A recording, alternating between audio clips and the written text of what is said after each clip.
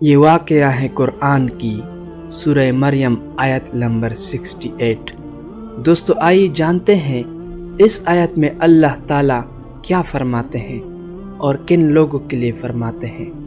ترجمہ: بس آپ کی رب کی قسم، ہم ان سب کو اور شیطانوں کو ضرور جمع کریں گے، پھر ہم انہیں جہنم کے گھٹنوں کے بل گرے ہوئے حاضر کریں گے۔ دوستو اس آیت کی تفسیر میں فرماتے ہیں اللہ تعالیٰ قسم کھا کر قیامت کے دن کا ایک ہولناک منظر بیان فرما رہے ہیں۔ جن لوگوں نے دنیا میں قیامت کا انکار کیا، رسول صلی اللہ علیہ وآلہ وسلم کو جھٹلایا، شیطانوں کی پیروی کی، قیامت کے دن وہی لوگ اور وہی شیطان اکٹھے کر دی جائیں گے، گھٹنوں کے بل، ذلت، خوف اور عاجزی کے حالت میں۔ یہ حالت اس بات کی علامت ہوگی کہ دنیا میں جو لوگ خود کو طاقتور اور حق پر سمجھتے تھے، قیامت کے دن وہ انتہائی ذلیل اور بے بس ہو گئے۔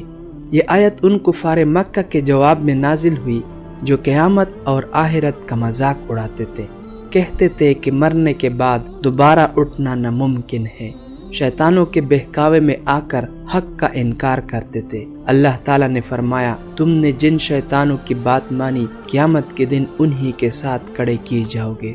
اس آیت کی زمانہ نزول مکی دور ہجرت سے پہلے۔ سورہ مریم مکمل طور پر مکی صورت ہے۔